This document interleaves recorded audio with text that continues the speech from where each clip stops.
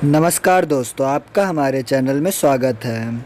पुष्पेंद्र कुलश्रेष्ठ का मस्जिदों के ऊपर भाषण। भारत की सुप्रीम कोर्ट ने इस पे भी फैसला दे दिया है कि मस्जिद इस्लाम का हिस्सा नहीं है।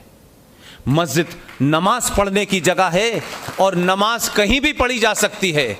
उसके लिए कोई खास जगह बनाई जाती हो, उसमें कोई अल्लाह मियाँ की स्थापना होती हो, ऐसा नहीं है, क्योंकि अल्लाह तो सब जगह है।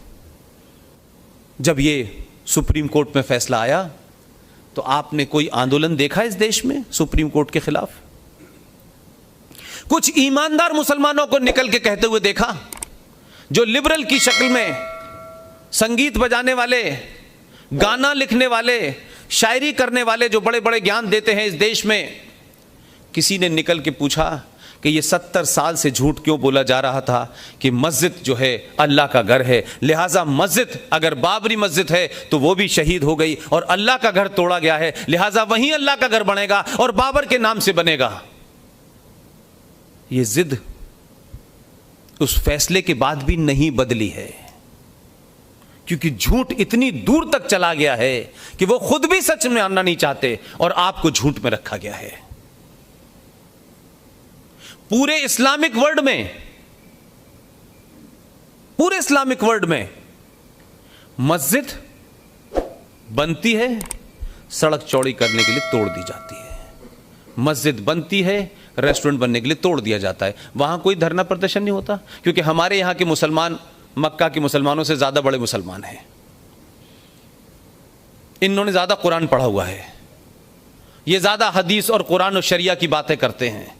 लेकिन आप देखें कि जो असली इस्लाम है और भारत में जो इस्लाम है, उसका अगर आप तुलनात्मक अध्ययन करें तो पूरे आपको पाकिस्तान, बांग्लादेश और हिंदुस्तान में जो इस्लाम है वो कंप्लीट फ्रॉड है, टोटल फ्रॉड है। सऊदी अरब में जाते हैं आप, नमाज का वक्त होता है, लोग क्या कहते हैं? ये नमाज क्या है? शब्द नमाज क्या है? नमाज शब्द संस्कृत का शब्द है जिसका मतलब है किसी के सामने अपने को झुका देना। यह संस्कृत का शब्द है। पूरी दुनिया में नमाज को कहा जाता है सलाह, जो अरबी का शब्द है। सलाह माने नमाज। वहां कोई नमाज नहीं कहता 57 देशों में, ये यही हम कहते हैं। और ये हमारी देन है, क्योंकि तुम भी हमारे पूर्वजों से ही हो। क्या बात है? लिहाजा तुम अरब से नहीं आए थे, बाबर के साथ नहीं आए थे, औरंगजेब के साथ नहीं आए थे। ये सिर्फ इतना ही फर्क है कि वो नाम दोनों के कुछ एक से थे, वो भी नमाज पढ़ते थे, तुम भी नमाज पढ़ते थे। लेकिन ये अलग बात है कि हिंदुस्तान में हिंदुओं से नफरत के चलते तुमने बाबर को अपना हीरो मान रखा है और सुभाष को नहीं माना, गांधी को नहीं माना, तुमने जिन्ना को मान रखा है। ये दो सभ्यताओं का क्लैश है। जिन्ना कुछ बातों में सही था, ईमानदार था, उसने कोई गफलत नहीं पाली अपने जिम्मे। हो सकता है इतिहास ने उसका मूल्यांकन किस तरीके से किया हो, यह अलग बात है। मैं तो उस मुल्क के चप्पे चप्पे पे घूम के आ चुका हूं। कम से कम जिन्ना ने यह माना कि यह दो नजरियात का मामला है, यह दो सोच का मामला है और ये दो सोचें एक साथ नहीं रह सकती। इसी बुनियाद पे मुल्क बटा, धर्म के नाम पे बटा। यह बात अलग है कि हमारे पूर्वजों ने जो चुना वो कुछ, फिर भी इसके बाद उन्होंने कहा हम इसको कोई हिंदू राष्ट्र बनाने वाले लोग नहीं। लेकिन जिन्होंने कुछ बातों में जो कहा उस पे मैं अपनी बात जरूर कहना चाहता हूं। इस्लामिक रिपब्लिक ऑफ पाकिस्तान तो बना, बहुत सारे मुसलमान जोश में चले गए थे, उधर के सब गवर्नर बनने वाले हैं। इस मुल्क में मुसलमान रह गए, उनको भी किसी ने नहीं निकाला, किसी ने नहीं मारा उनको और कहा आप रह सकते हैं। जो सभ्यताओं की बात जब उन्होंने कहा कि दो सोच की बात है, उसको मैं कुछ हद तक एग्री करता हूं और उसके आज के संदर्भ में उसकी बात कह करके आपको समझा सकता हूं। मैं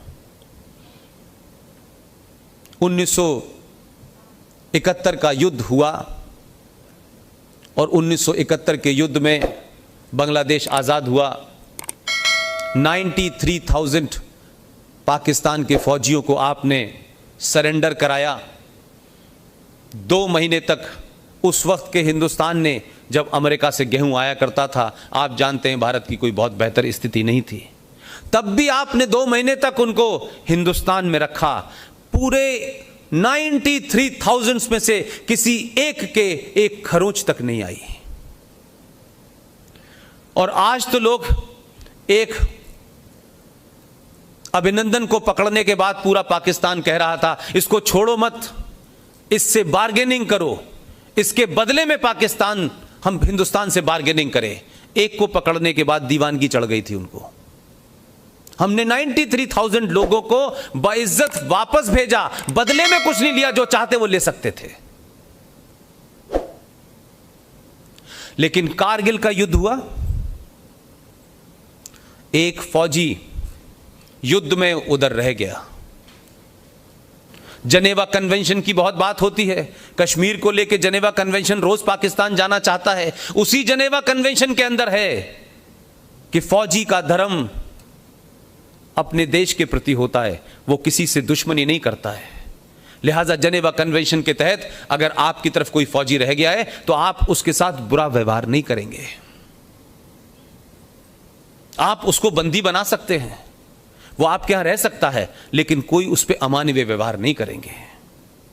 लेकिन एक फौजी भारत का उधर रह गया,